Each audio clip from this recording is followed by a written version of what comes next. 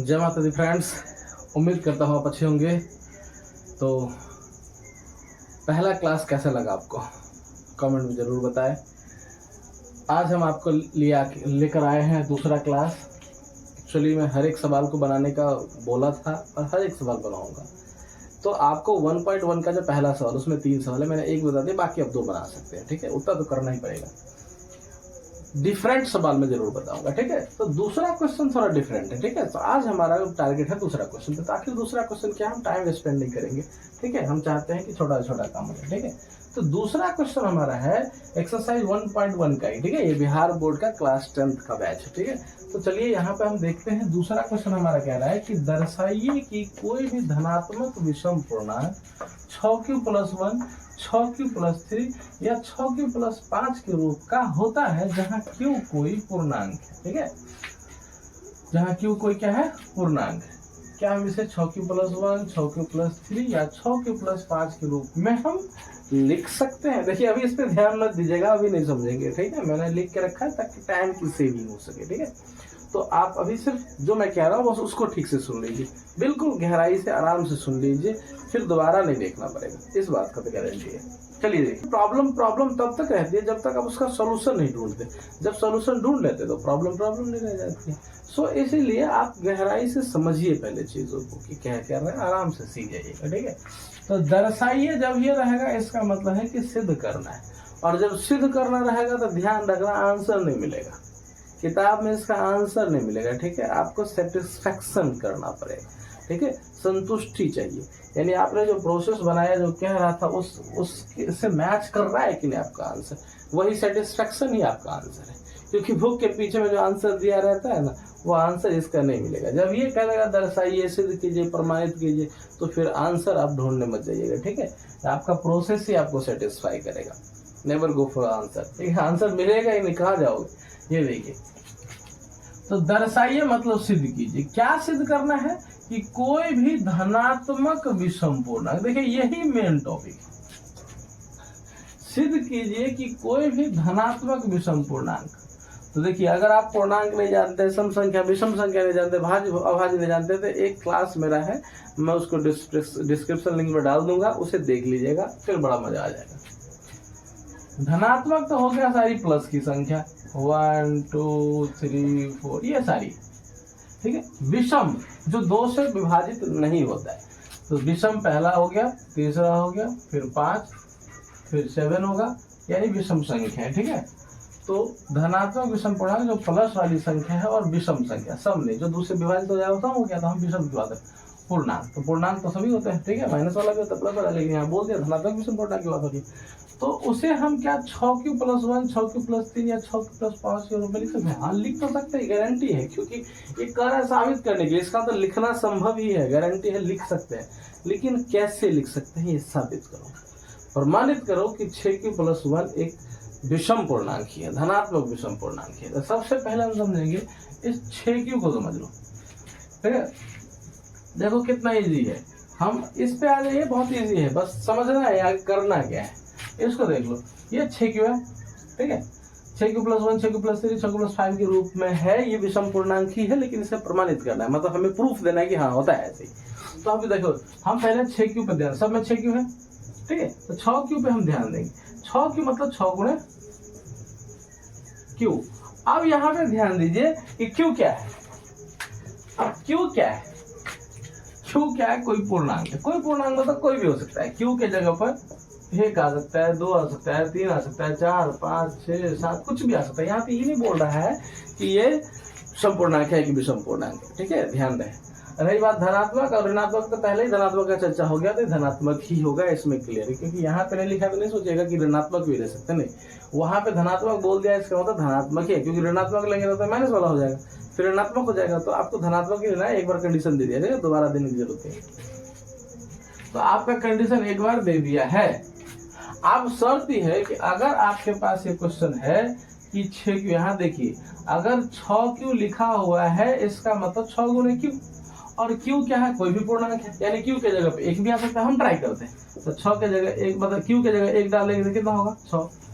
q के जगह अगर 2 डाल देते हैं तो 12 हो जाएगा। q के जगह अगर 3 डाल देते हैं 18 हो जाएगा। क्यू के जगह अगर 4 डाल देते हैं तो 24 हो जाएगा। क्यू के जगह अगर 5 डाल देते हैं तो 30 हो जाएगा। यानी क्यू कोई भी पूर्णांक हो सकता है, 1 2 3 कुछ भी हो सकता है, सम विषम गुण हो सकता है, ठीक है।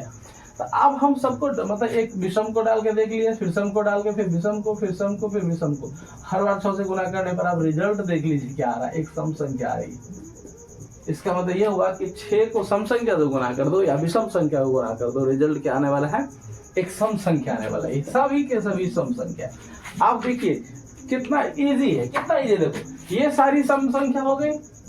अब इसका तो मतलब हो गया कि 6Q क्या है, एक सम संख्या है, ठीक है। 6Q क्या है, एक सम संख्या है, और उसमें 1 जोड़ दिया। अगर सम संख्या में 1 जोड़ देंगे, जैसे सम संख्या 6 है, 1 जोड़ देंगे तो कितना हो जाएगा 7, 1 जोड़ देंगे तो कितना हो जाएगा 13, 1 जोड़ देंगे तो कितना हो जाएगा 19, 1 जोड़ देंगे तो कितना हो जाएगा 25, 1 जोड़ देंगे तो कितना हो जाएगा 31। अब देखो क्या हो गया, यानी किसी सम संख्या में अगर 1 ऐड कर दिया जाए तो क्या हो जाता है, वो विषम हो जाता है। क्या हो जाता है, सभी के सभी विषम हो जाते हैं। कितना इजी है, देखो हार्ड नहीं, बस हमें मतलब हार्ड क्यों लग जाता है, क्योंकि हम सही से समझ नहीं पाते हैं।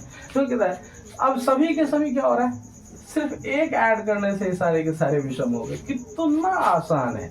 इसका मतलब ये हुआ कि अगर हम देखो 6Q क्या है, 6Q एक सम संख्या, हमने प्रमाणित कर दिया, ठीक है। तो 6Q एक सम संख्या है, उसमें अगर 1 जोड़ देंगे तो क्या हो जाएगा, विषम संख्या। ये विषम संख्या हो गया, प्रमाणित हो गया। 6Q में 3 जोड़ देंगे तो 3 क्या है, विषम है। तो एक सम में विषम जोड़ेंगे कभी भी, 1 भी विषम है, 3 भी विषम है और 5 भी विषम है।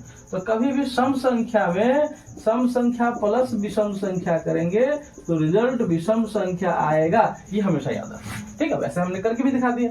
अगर हम 6Q सम संख्या 3 जोड़ेंगे तो देखो ना, 6Q 6 है मान लीजिए, तो 6 में 3 जोड़ेंगे तो क्या होगा, 9 होगा। तो एक विषम संख्या आया कि नहीं। यहाँ पे 12 है, 12 में 3 जोड़ेंगे तो कितना आएगा 15, जो विषम संख्या है। तो ठीक है, तो कभी भी याद रखिएगा जब एक सम संख्या में एक विषम संख्या पे ऐड करते हैं तो वो रिजल्ट विषम संख्या ही आता है। तो हम ये तो सिंपल है कि ये सम संख्या विषम संख्या है। अब लेकिन आपको थोड़ा सा प्रोसेस बता देता हूँ। यहाँ पे देखिए हमने क्या किया कि मान लिया कि माना कि A और B 2 धनात्मक पूर्णांक है, ठीक है, धनात्मक है, लेकिन हमने विषम नहीं माना है, ठीक है। हमने सीधा मान लिया कि वो धनात्मक पूर्णांक है, वो सम भी हो सकता है विषम भी हो सकता है, ठीक है। इसीलिए यूक्लिड विभाजन प्रमेय से अगर हमें A और B दिया रहता है तो यूक्लिड विभाजन प्रमेय से हमने कल ही बताया था पिछले क्लास में, ठीक है। तो आप उसे देख लीजिएगा, अगर नहीं देखे हैं तो जिसने देखा है उसको समझ में आ जाएगा, ठीक है। तो यूक्लिड विभाजन प्रमेय से क्या हो जाएगा, A बराबर क्या हो जाएगा BQ प्लस R, 2 संख्या A और B दी रहेगी तो तब हम A बराबर क्या लिख सकते हैं 6Q प्लस R। B की जगह पर हम क्या लिख देंगे 6Q। क्यों, क्योंकि हमारे पास जो संख्या दिया गया है वो किस फॉर्मेट में है, यहाँ पे मैंने लिख दिया, चूंकि संख्या है 6Q plus 1, 6Q plus 3, 6Q plus 5 के रूप में दिया गया है। यानी जहाँ पे B होता है वहां पे कितना दिया हुआ है, 6 दिया हुआ है। इसीलिए हमने B को क्या मान लिया, 6 मान लिया, ठीक है। तब R क्या होगा, तो R हो जाएगा 0 1 2 3 4 5। क्यों, क्योंकि R का मतलब होता है शेषफल, और मैंने बताया था शेषफल क्या होता है, वो हमेशा B यानी भाजक से छोटा होता है। तो भाजक जितना रहेगा उससे 1 कम तक पॉसिबल होता है R यानी कि शेषफल।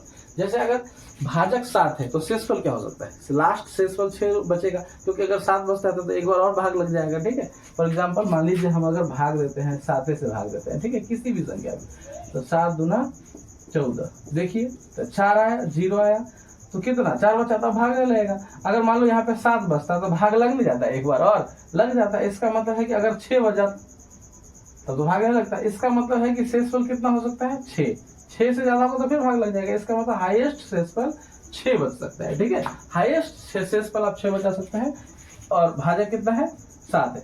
इसका मतलब ये हुआ कि जितना भाजक होता है उससे 1 कम पॉसिबल है शेषफल, ठीक है। इसका मतलब हुआ कि अगर भाजक यानी कि अगर B 6 है तो R क्या हो सकता है, तो R 0 भी आ सकता है, पूरा करके 1 भी आ सकता है, 2 भी आ सकता है, 3 भी, 4 भी, 5 तक आ सकता है, ठीक है। अगर भाजक यहाँ पे 10 दिया रहता तो R कितना हो सकता था, शेषफल कितना हो सकता था, 0 से लेकर 9 तक हो सकता है, ठीक है। अगर भाजक आपका 17 होता है तो शेषफल कितना हो सकता था, 0 से लेकर 16 तक, ठीक है। तो ये बिल्कुल सिंपल है, कोई ज्यादा हार्ड नहीं है। तो इसीलिए R क्या क्या पॉसिबल हो सकता है, तो R पॉसिबल हो सकता है 0 से लेकर 5 तक, ठीक है। तो अब हम क्या करेंगे कि हर R का कंडीशन मान लेते हैं कि जब R 0 है तब A बराबर क्या हो जाएगा, A बराबर हो जाएगा 6Q प्लस R। तो R के जगह पे 0 डाल दिए, फॉर्मूला है यूक्लिड विभाजन प्रमेय का, ठीक है। अब यदि r बराबर 1 ले लिए तब a बराबर क्या हो जाएगा 6 के ऊपर 7, r की जगह पे 1 आ गया, ठीक है। अब यदि r बराबर हो गया 2 तब a बराबर क्या हो जाएगा 6 के प्लस r की जगह पे 2 डाल दिए। इसी तरह हमने 3 लेकर फिर 4 लेकर फिर 5 लेकर कर लिए, 5 तक ही है। अब यहाँ पर देखिए कि 6q क्या है, अभी हमने देखा कि 6q क्या है, अभी हमने देखा था 6q क्या है, एक सम संख्या है, ठीक है। 6q क्या है, एक सम संख्या है, ठीक है। तो 6q सम संख्या है और 6q प्लस 2, क्योंकि सम में सम को जोड़े, सम में विषम को जोड़ेंगे तब विषम होगा, लेकिन अगर सम में सम संख्या को जोड़ा जाएगा तो रिजल्ट हमेशा सम आएगा। तो 6q सम संख्या है और सम संख्या में यहाँ पे 2 जोड़ा गया है तो वो सम संख्या हुआ, सम संख्या में यहाँ पे 4 जोड़ा गया तो ये भी सम संख्या हुआ, सॉरी यहाँ पे 5 होगा तो यहाँ पे 5 हो गया। अब सम संख्या में यहाँ पे विषम संख्या जो, इसका मतलब यहाँ पे है कि 6q हमने सीरियली लिया है तो 6q प्लस 2 6q प्लस 4 तो सम संख्या है। इसका मतलब उसके बीच का जो संख्या होगा, क्योंकि एक एक अंक के बाद होता है ना, जैसे एक अगर विषम है तो 2 सम होगा, 3 विषम होगा, 4 सम होगा, 5 ऐसे होता है। हमने तो सीरियली लिया है ना 0 1 2 3 ऐसे करके, तो जब 0 लिया है तो 6q जो है ये क्या हो जाएगा आपका सम संख्या, 6q प्लस 2 सम संख्या 6q प्लस 4। अगर ये सम संख्या है तो ये ऑलरेडी भी सम संख्या हो गया है ना, हो गया ना, तो ये विषम संख्याएं हो गई, ठीक है। अब देखिए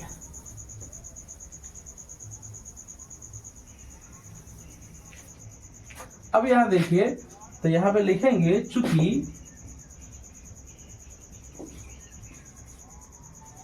6q, 6q प्लस 2 एवं 6q प्लस 4, 6q प्लस 4 क्या है, ये सम संख्या है। क्या है ये, सम संख्या है। अतः 6q प्लस 1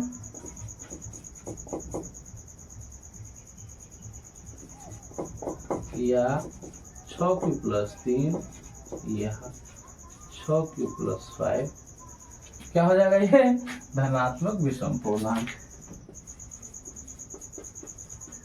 धनात्मक विषम पूर्णांक, ठीक है। बस यही हमें साबित करना था, दैट्स प्रूव्ड। बहुत आसान है, बस आपको समझना था कि क्वेश्चन क्या कह रहा है। तो दोस्तों आपको कैसा लगा ये क्लास, अगर बढ़िया लगा, अच्छा लगा, समझ में आया तो प्लीज़ इसे प्रमोट कीजिए, इसे शेयर कीजिए, लाइक सब्सक्राइब कीजिए और हमारे चैनल को सपोर्ट कीजिए। तब तक के लिए थैंक यू, धन्यवाद। मिलते हैं अगले क्लास में। जय माता दी।